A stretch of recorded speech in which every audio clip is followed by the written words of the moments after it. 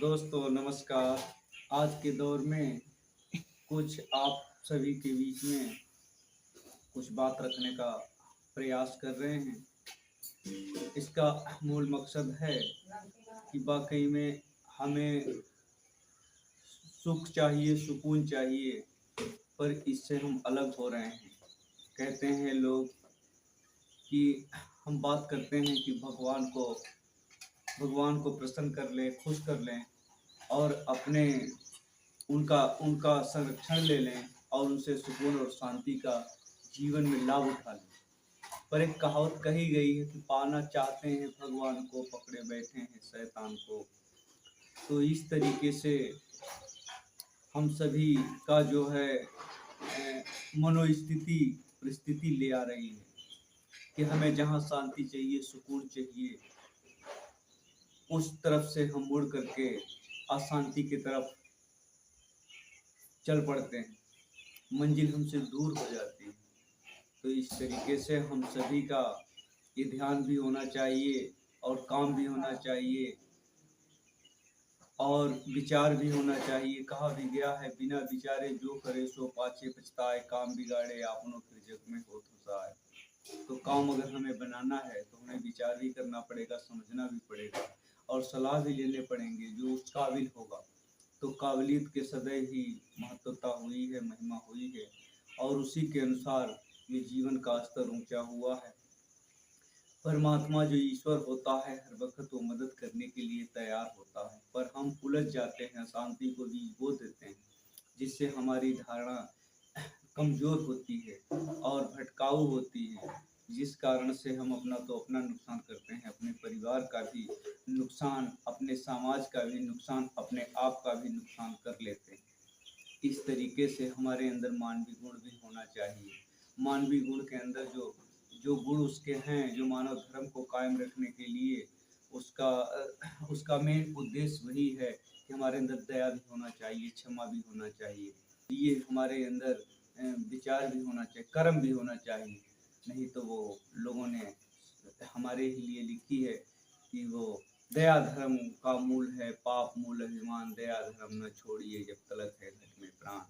तो दया धर्म इंसान की जो है आप सभी जानते हैं कि कोई विशेष टाइम नहीं होता है, कोई टाइम पक्का नहीं होता है, पर इसी योनि में कुछ कर जाते हैं कि जन्म जन्मांतर तक उन्हें याद किए जाते हैं।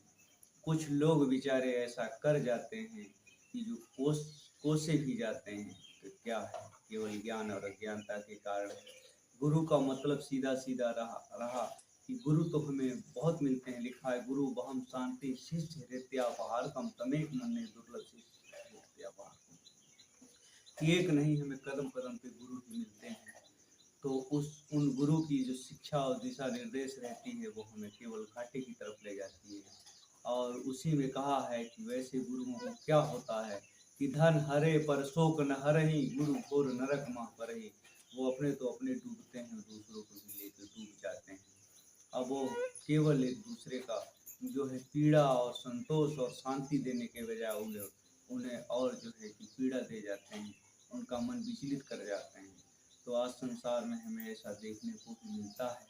और वाकई में हम ज्ञान तो सभी के पास है, ज्ञान की भरमार है, विज्ञान के बगैर मतलब जो है किसी के पास कोई कमी ही नहीं है। लेकिन ज्ञान केवल वो अच्छा ज्ञान नहीं है। अच्छा ज्ञान अगर होता तो सब कुछ अच्छा होता और सब कुछ अच्छा भी लगता। लेकिन इस ज्ञान से ऊपर एक ज्ञान होता है जो सबसे ऊपर होता है, जिसको कहते हैं ब्रह्म ज्ञान। और ब्रह्म ज्ञान जो जान लेता है वो इंसान उन चीज़ों से बच जाता है। लोग कहते हैं कि करता था तो क्या रहा, अब क्यों पछताए, बोया पेड़ बबूल का तो आम कहाँ से खाए। ऐसी स्थिति से वो बच जाते हैं और वो अपने आप को तो धन्य करते ही हैं, औरों को भी धन्य का कारण बन जाते हैं।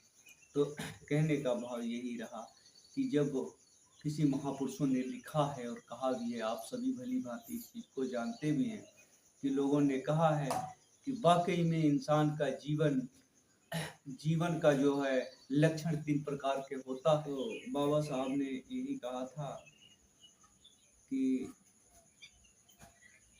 अपने जीवन में कुछ करो, और ना कुछ कर सकते हो तो कुछ बोलो, और ना कुछ बोल सकते हो तो कुछ लिखो।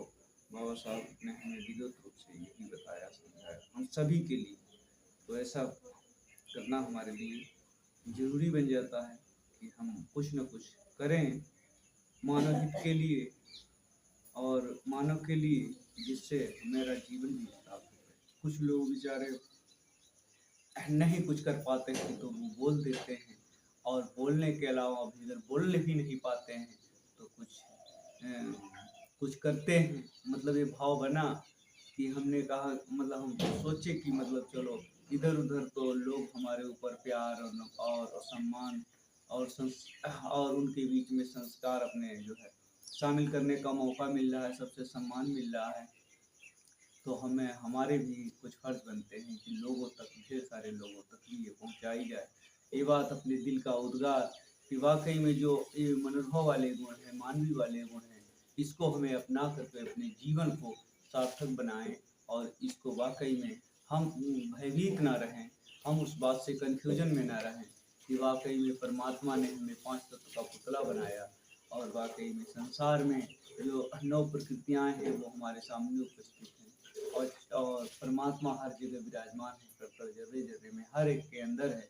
तो नर पूजा नारायण पूजा, तो हमारी ऐसी स्थिति और परिस्थिति बन जाए जिसका हमें आशीर्वाद भी प्राप्त करके, सपोर्ट और सहयोग प्राप्त करके हमें लगे कि अपने तो अपने हम मतलब जो है निर्भीक हो रहे हैं, और अपने समाज को भी निर्भीक करने का भी काम करें। तो इन्हीं बातों से आपके समक्ष मतलब विदा लेना चाहता हूँ। नमस्कार।